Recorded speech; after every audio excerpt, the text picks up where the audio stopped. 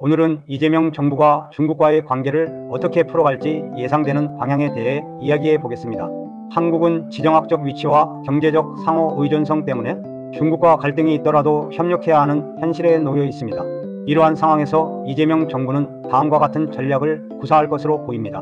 첫째, 국익 중심의 실용 외교 기조를 유지하고 강화할 것입니다. 윤석열 정부의 가치 외교와는 차별화된 접근 방식을 보일 것입니다. 경제적 실리를 최우선으로 고려합니다. 대중국 무역 의존도를 감안하여 경제 협력을 적극 추진할 것입니다. 중국의 경제 보복이나 불공정 무역에 대해서는 단호히 대응하되 전반적인 경제 교류는 지속하거나 확대하려 할 것입니다. 예를 들어 한활령 해제나 반도체 등 핵심 산업 분야에서의 협력 확대를 모색할 수 있습니다. 불필요한 마찰은 최소화할 것입니다. 중국의 강경한 민족주의나 역사 문제에 대해 불필요한 감정적 대립보다는 실리적인 접근을 통해 마찰을 최소화하려 할 것입니다. 둘째, 미중 전략 경쟁 속에서 전략적 모호성 또는 균형 외교를 모색할 것입니다. 한국은 양국 사이에서 균형점을 찾는 데 주력할 것입니다.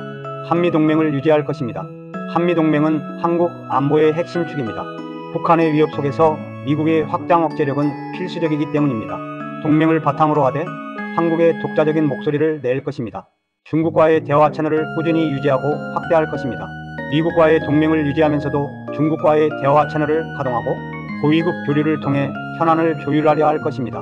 셋째, 한반도 문제 해결을 위해 중국의 역할을 활용할 것입니다. 이재명 정부는 대북 정책에서 대화와 협력을 강조합니다. 중국의 역할을 중요하게 인식하고 이를 한반도 비핵화와 평화 프로세스에 활용하려 할 것입니다. 대북 정책 협력을 모색할 것입니다. 북한의 핵 위협 속에서 중국의 건설적인 역할을 유도하여 한반도 긴장 완화와 비핵화 논의를 위한 공조를 시도할 수 있습니다. 넷째, 다자주의 외교를 강화할 것입니다. 양자 관계의 한계를 극복하기 위해 다자 외교를 강화할 것입니다. 아세안, 유럽 등과의 협력을 확대할 것입니다. 특정 국가에 대한 의존도를 낮추기 위해 다양한 국가 및 지역과의 협력을 강화하여 중국에 대한 협상력을 높이려 할 것입니다. 다섯째, 상호 존중 기반의 관계 재정립을 시도할 것입니다. 중국의 강압적인 태도에 대해 상호 존중을 기반으로 한 관계를 요구할 것입니다.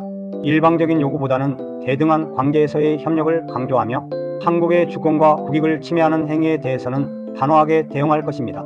결론적으로 이재명 정부는 중국과의 협력 관계를 인정하면서 한국의 국익을 최우선으로 하는 실용 외교를 통해 미중 경쟁 속에서 균형을 찾고 경제적 실효와 안보를 동시에 확보하려는 복합적인 전략을 구사할 것입니다.